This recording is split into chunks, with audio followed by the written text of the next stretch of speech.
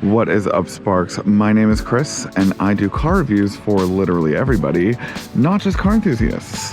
And right now on the channel, I've got the 2024 Toyota Tundra 1794 edition. Welcome back to the channel.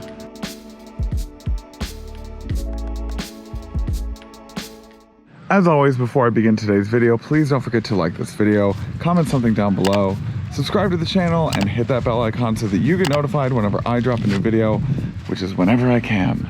Now, I know what you're thinking. Chris, why isn't this a limited edition? Well, listen, I didn't get to drive that one because they're not letting people drive it. However, I did get to drive this one today, and I'm gonna show you how it did in off-road situations. Now, the 1794 edition does come in this smoked mesquite color, which is actually really cool. It's kind of this like coffee brown, or I guess smoked mesquite color, to be redundant. It's covered in soot right now, but it is a very gorgeous brown color in general. Now, the difference between the limited edition and the regular edition is a couple of things, right? So as you can see, it's got the horizontal TRD Pro grille right there, and it's got just a little bit more chrome on the exterior as well. The 1794 limited edition has a bit more satin finish to the chrome itself. Now, just like the limited edition does have underpinnings of a TRD Pro, so does this one. This one, though, does kind of showcase the fact that it is a TRD Pro because it does have the TRD specific wheels, but we are looking at the Wild Peak Falcon AT wheels as well. Now, by underpinnings, I do mean that it's got coilover shocks, it's got rear reservoirs, it's just got the same features that the TRD Pro does have, but it is not, you know, the solar octane or the Terra color or, you know, the really crazy looking grille. It's just a bit more refined, but it's got a little bit more chrome on the side as well, and just a little bit more chrome on the back, especially on the back bumper. That's a huge back bumper, y'all. God. Now we've got this auto release tailgate.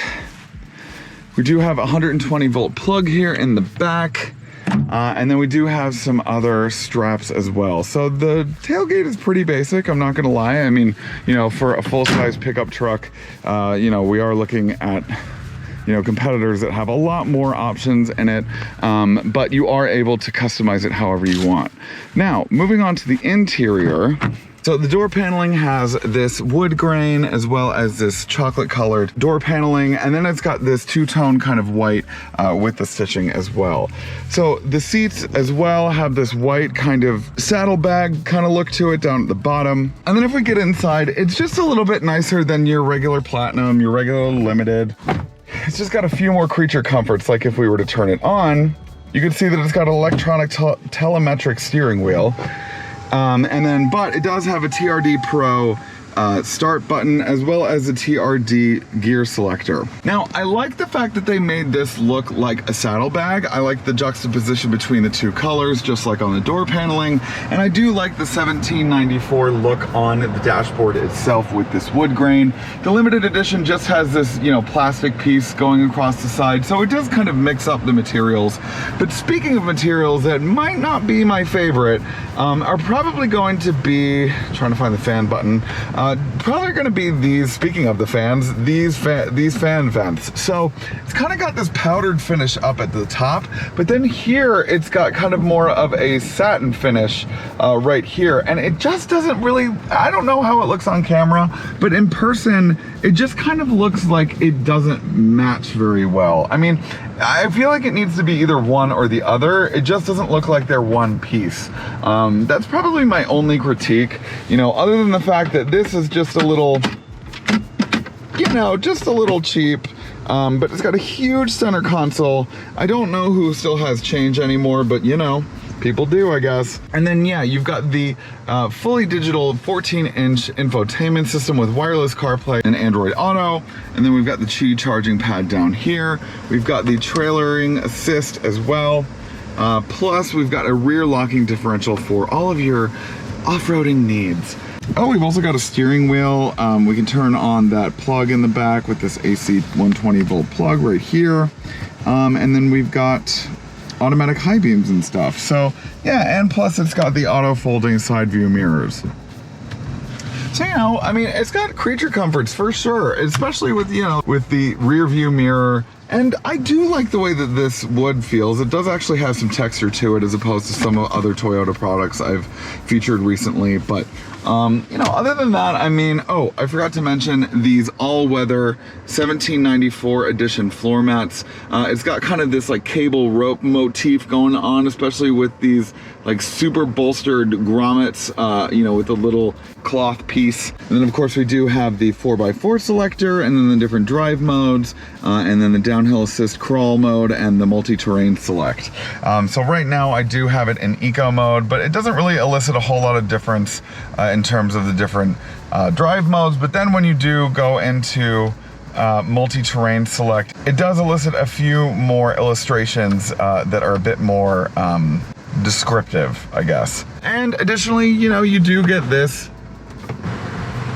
gotta hold the button for a second, you do have this panoramic sunroof, which if you had a roof rack would not be available. So oh, and I also forgot these sunshades back here as well. Super capable, nicely outfitted. Let's see how it goes. Let's see how it does on the road. So we're gonna start off on a fairly easy path, right? It's still gonna be upwards, but we've got it in 2 high right now.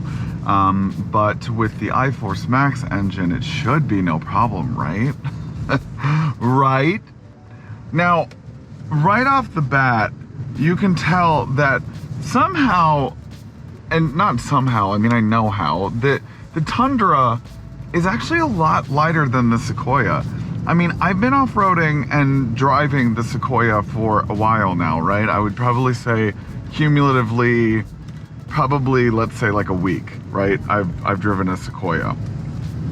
Getting in the Tundra, you know, even though it's basically the same width, it just feels a lot lighter. And that's probably because it doesn't have a whole bunch of metal, you know, on the top part of the back end. Now, I wish I could have gotten it on camera, but this part of the trail is called Wild Turkey Meadows, I think. And I did see a wild turkey earlier, but I wish I could have gotten it on camera. All right, so clearly we're coming up on the gravel dirt path, so I'm gonna go ahead and push it down and put it into 4 high, and then we're gonna go ahead and turn on the, well, it's transferring right now, so we're transferred. I'm gonna go ahead and throw on the multi-terrain select onto auto. Well, let's do dirt, because that kind of looks exactly like what we're gonna go on. Because I did try to do this earlier without 4 high on, and unfortunately the back end kept jumping out, up and down, all around, just kind of like what's happening right now. Shady Vale, ugh, me, honey. Okay. So, yeah, it is just, you can tell that that both axles are working in tandem to kind of hop, skip, and jump you up the hill.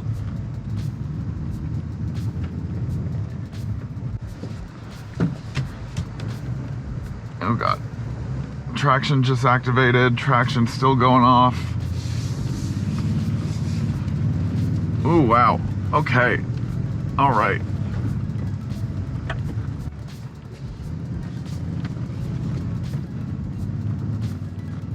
Honestly, even though it's wobbling around, I mean, I think the seats are bolstered enough.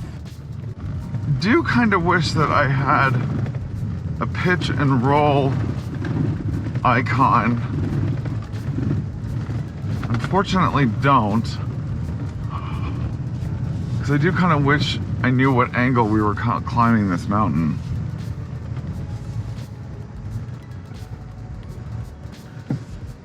All right, let's see if I can do this in 4 high.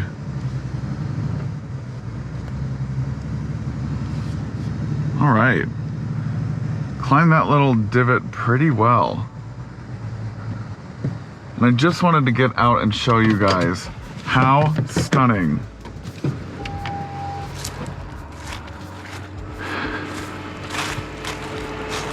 look at this. This is absolutely Gorgina. Gorgeous. Oh, so stunning. And so is the 1794 edition. Come on now. Oh my God, that is too steep and too narrow and too much. But we do have the trail cam, which is kind of giving Sound of Music with that color grading right there. All right, let's go back.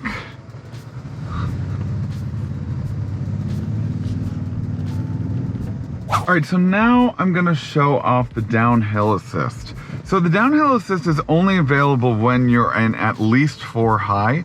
It's not unfortunately available in 2 high, but if you do turn it on, you can set it to specifically what mile per hour you want it to be at. The speed limit of this road is 15, so I can go ahead and set it at 15. Now, and then that's it. I mean, you literally don't have to worry about anything. And it's, you know, even the 2023 and 2024 4Runners are still so mechanical that you can hear the brake, you know, kind of shuddering as it's going downhill. These newer gen Sequoias and Tundras, you can't hear a thing, and it almost feels like it's electronically doing it as opposed to anything else. But yeah, I mean, it's getting up to about 16 miles an hour, but before it gets away from itself, it definitely kind of presses down on the brakes, as you can feel it as well. But I mean, this mode, especially if you live in the mountains, is so quintessential, and I love how high you can change the speed of it, because I think with the CX-90, you know, you could only get up to about 10 miles, 12 miles an hour. With this one, you can get up as high as 15. Whew. With this one, you can get as high as 20, and I almost just flew off the mountain, so that was fun. Oh my gosh, did I stop again for my final thoughts? Well, I did. And thank you guys so much for watching today's video. Please don't forget to like, comment, and subscribe, and hit that bell icon so that you get notified whenever I drop a new video, which is whenever I can. Now, I am impressed by the Tundra. You know, after driving the Sequoia, I was also impressed by the Sequoia. I love the iForce Max twin turbo V6 powertrain. It is economic when it needs to be, and it really brings the power when it needs to as well.